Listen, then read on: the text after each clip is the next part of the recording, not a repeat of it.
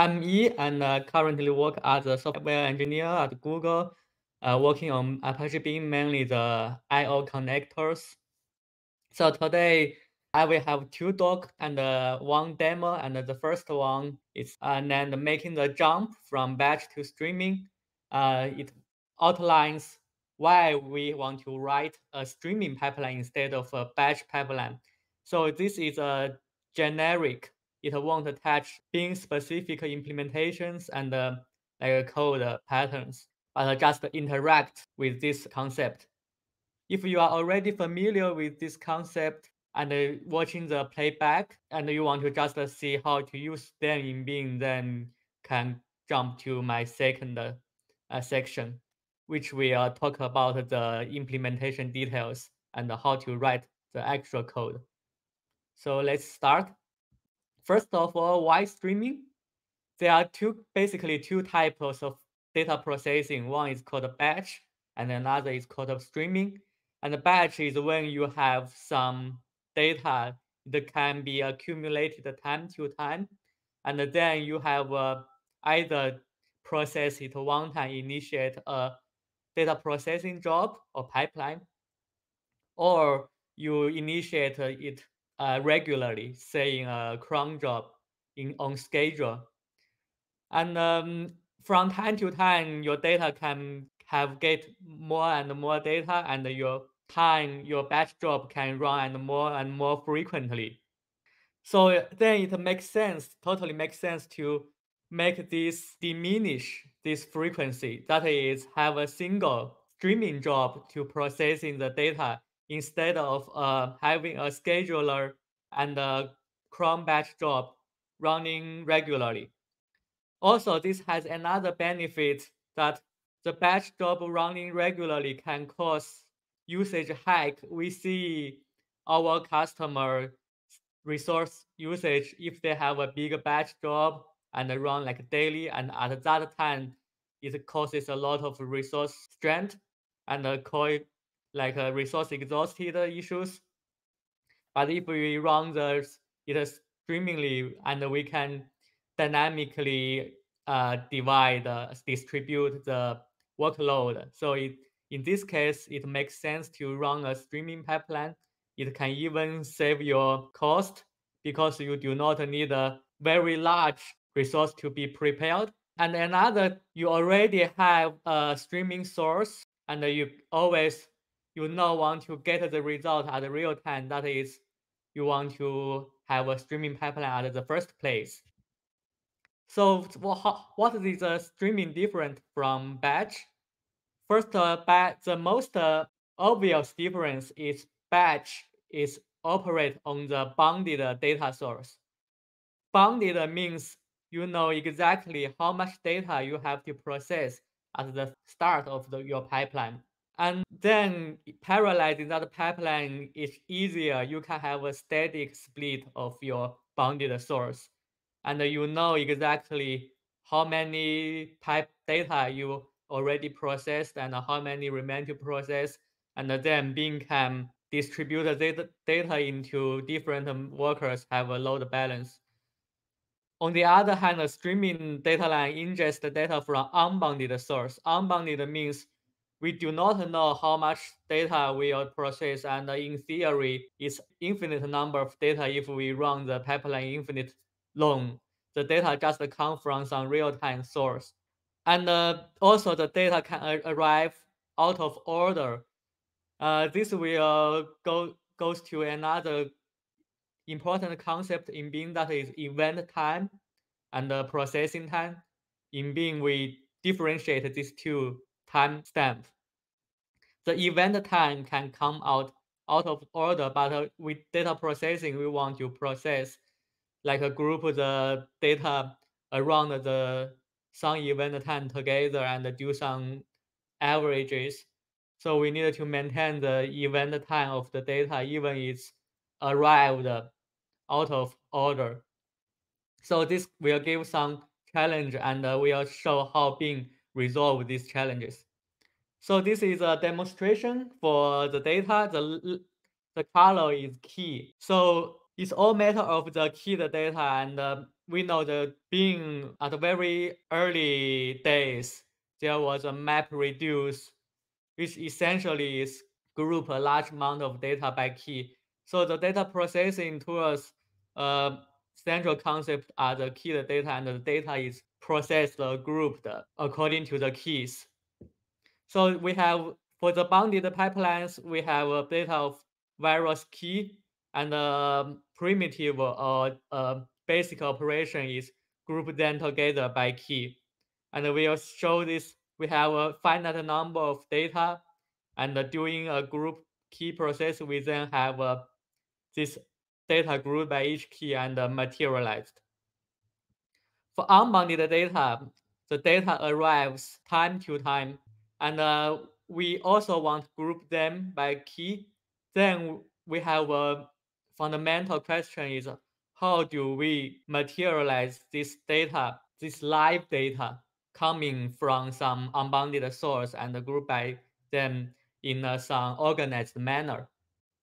So again, just a reminder, the batch pipeline have steady data throughput because we already have a source. We can pull the data from the source. It's always there. It's consistent, and we can use a large bundle size. And going through do func. Do func is a primitive of being you just write some function that operate on the data. You take an input and output. So, but for the streaming pipeline, it can have variable data throughput. It can have periods of high and low data entering the pipeline, and this can lead to varying computational needs over the life of the pipeline, and then the pipeline needs some load balancing or auto scaling, and the bundles can be very small if the data is sparse. So how to process the streaming data in time? That it comes to a fundamental or important concept in Beam, that is clearly treat the event time and the processing time differently. And actually the data is labeled by event timestamp called timestamped value. Remember, the event time is when the data being processed and was created is somehow like a metadata associated with each element when it is created. And the processing time is the machine time that the data is currently on this stage in the pipeline. Ideally, we want this time to be the same or at least as close as possible. It means we have a minimum latency in the system. But in reality, there is always some delta. The process time is later than the event time. So this is a demonstration of a life cycle of an element, the event time and the processing time. The processing time step is always greater than the event time stamp. So there is a skew. And Beam handles this out of order data, but still give organized result, materialize the result based on the event time and divide it by maintaining the windows. So the windowing is a fundamental concept in streaming. It's the processing of slicing up a data source based on time. This is generally based on the event time. And there are multiple approaches that can be taken for windowing. And we'll go through the three basic windowing mechanism in Beam. The first is global windowing and the interval windowing, and including the fixed window, sliding window, and finally the session windows. And the window maintains a period of event time that the data within the window put in here. And when we materialize or close this window, we don't know because the data arrive out of time.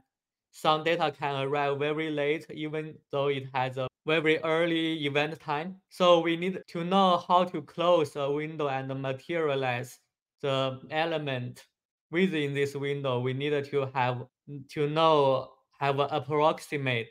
How do we know the data in this window are arrived? We maintain watermarks.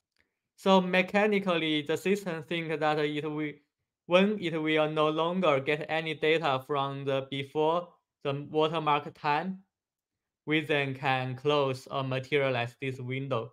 So the watermark tracks the approximately the earliest data that is have not yet arrived. So ideally, the data just arrive in time and it maintains a watermark that is minimally skewed from the current event time, current processing time. This is a perfect watermark, but we actually do not know.